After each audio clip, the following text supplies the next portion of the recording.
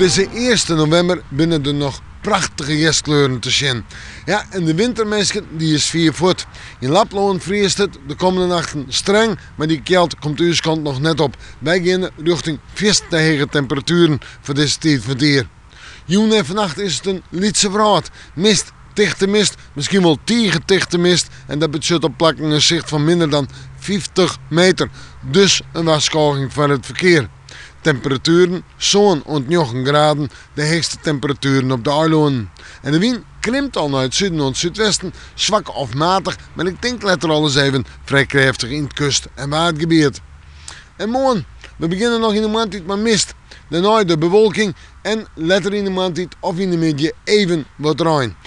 Een prottenwetter zal het net wezen. De temperaturen, ik denk zo om bij de 12 of 13 graden. En het kan later in het waardgebied wat opkleden, maar nog even de zinnen.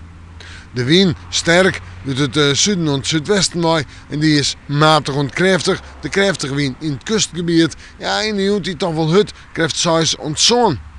En dan terug naar de oordedagen. Het vooruitzicht. Maandje, een dag maar eerst rein, letter buien, nog een beetje zinnen, 14 graden. En een krachtige, misschien zelfs wel huddewind.